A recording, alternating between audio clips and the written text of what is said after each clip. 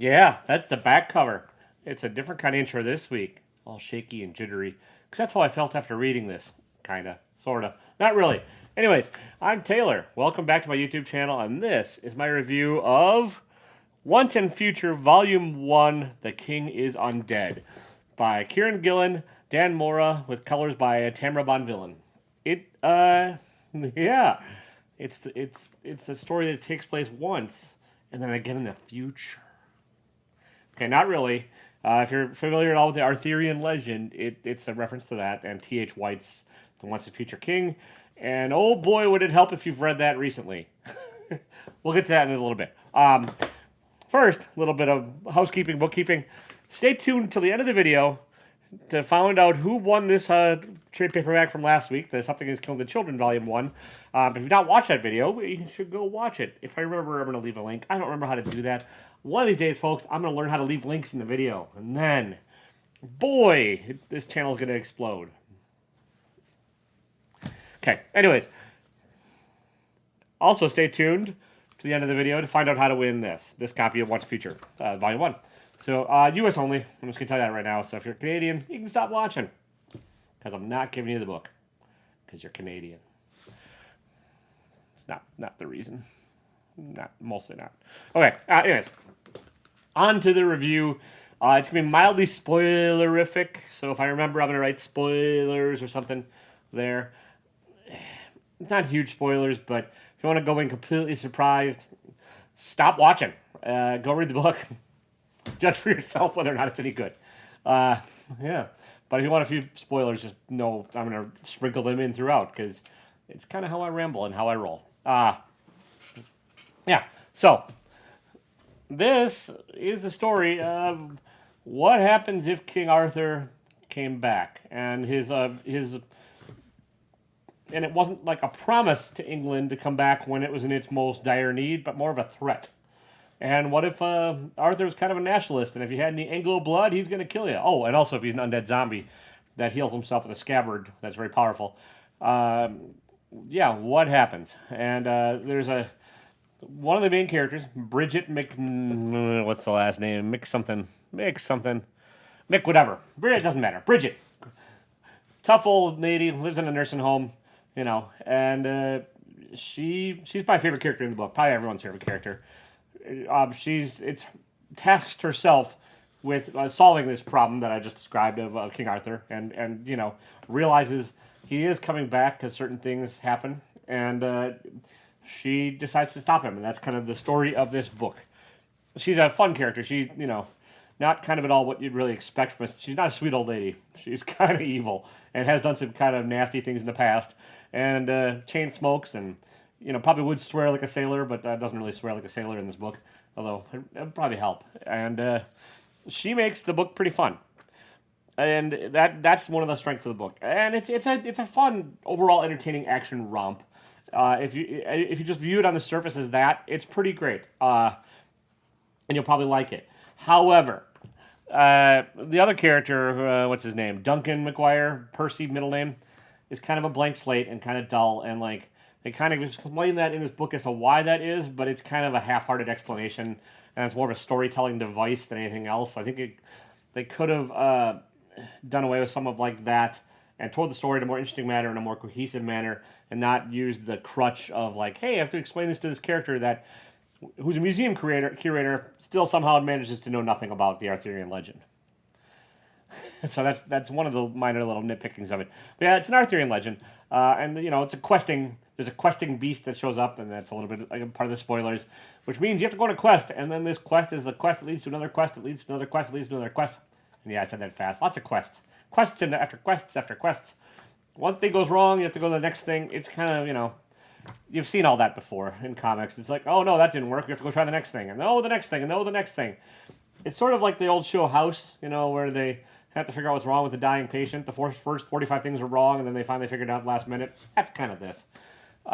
With King Arthur and a evil old lady who likes to shoot people, and a blank slate Percy and his date that somehow is an archivist or librarian or something. I can't remember her name. She really doesn't factor into it much at all. Like, at all. I think her name might be Rose. That probably has some kind of significance in the Arthurian legend-ish, but yeah, whatever. The art by Dan Mora is great. It's a little bit cartoony, but like not overly so. Fairly thin line work, and then with a nice, bright, brilliant colors by Tamra Bonvillain that kind of help out the things and make it kind of a dynamic story. You know, there's bright red blood, there's green, there's evil. The lighting changes for appropriately, and the character design's great. I have no real complaints there. There's a couple panels that Mora did that are a little bit hard to follow, but for the most part, it's pretty cohesive, pretty straightforward, pretty well. It tells the story pretty well and supports the story pretty well. So that's good. And the concept, the idea behind this, I really like. It's like, what if Arthur came back and was evil and hated all foreigners, and the way he tests that out is pretty fun. And the idea of like a zombie King Arthur taking over England is a fun idea. I would not be surprised if this got adapted by something, because everything's getting adapted. And it's gory, it's brutal. There's lots of blood. There's lots of decapitations and some shooting and that kind of stuff. I think that's kind of a positive because it makes it more, I don't know, fun. Then one of the negatives, and it's maybe a little bit nitpicky, but if you can enjoy this on the surface without knowing a whole lot about the Arthurian legend, as I said, but if you really want to know what's going on, you probably have to have a pretty significant understanding of the legend, and I don't. I read Once and Future King back in high school, I think, maybe junior high even. And that's probably the last time I thought about the Arthurian legend, other than when I was maybe watching Monty Python and the what's it? Knights Around Holy Grail, is that the one? Yeah, Holy Grail. Yeah, that one. And that doesn't really stick true at all. So my knowledge is limited. And Kieron, the writer, you can tell he has a great in-depth knowledge of it, and kind of flaunts that a bit. And he managed to sort of flaunt it and have a whole lot of exposition and an info dump. But at the same time, you're kind of like, what and who? And if you don't know each knight and their role in the story or their character, you're not going to be able to get all of it. And I sort of didn't get all of it. And I read this twice. You pick up a little bit more on the second reading, and you're still kind of like, oh, okay. And then this is something that Boom Studios, and I don't know if it's a Boom Studio. I'm going to call it a Boom Studios trope, because a lot of their more recent titles deal with the nature of what is true and storytelling, and how stories can change depending upon beliefs and or who's telling the story, or if you're living the story. There's Once in Future, and that's an element in here. It's not quite as heavy-handed as it is in some of the other titles, but there's an idea that you can change the story as a character in the story, and you need to be a character with a role in the story in order to change it. But that also, Department of Truth touches on that. Crossover also touches on that. All these Boom Studios titles, they all kind of have that common element to them. So if you like that, you're probably going to like this. And again, the main character, Duncan, arguably the protagonist, there's not much to him. He's kind of an empty vessel, and the idea, I think, is that he's going to get filled up along the way and become a complete character, but in these first 6 issues, there's not much to it. Oh, and this collects the first 6 issues. I liked it. I didn't love it. I enjoyed it. I think there's some strengths, and I think I discussed some of the weaknesses. I'm going to keep reading it. I think that Volume 2 might be a little bit more fun once you get past this beginning. It's my hunch. And I think Volume 2 probably is going to deal with something other than just straight Arthurian legend, which will be kind of nice. I hope they come back to this, because I don't think it's fully resolved in this book. But we'll see. I do have all the individual issues. What I've been doing is I buy the individual issues and I read the trade paperbacks so I don't mess up the trade paperbacks.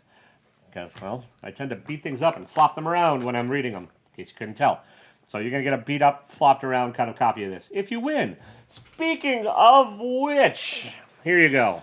In order to win this book, you have to be a U.S. resident, 18 or over, subscribe to my channel, hit the like button, and leave a comment down below. The comment down below has to at least tell me some either graphic novel or arc that you have read lately that you've enjoyed. Doesn't have to be a recommendation to me, but just something that you've read that you liked. As simple as that. I will pick the winner next week and announce it in next week's review video. So you got to watch next week. See what I'm doing? I'm chaining you along. So you have to keep watching and keep following along. And boy, look at that. I'm playing with algorithms, and I'm playing checkers while y'all are playing Foursquare. Not really. That's a bad analogy. But Thank you for watching. I really do appreciate it.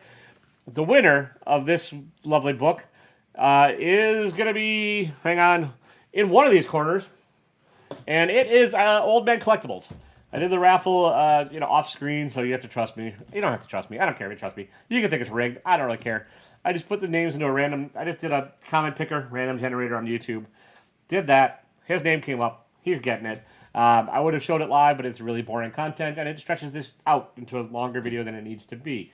So, Eddie, I will hit you up, or if you watch this, hit me up on Instagram.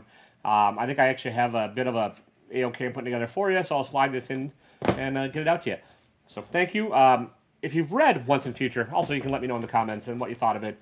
And as always, thank you for watching, and don't be a dick. Now I gotta figure out how to end this video. Yeah, that's right. I'm doing this a year, still can't figure out how to stop these things efficiently. Oh well.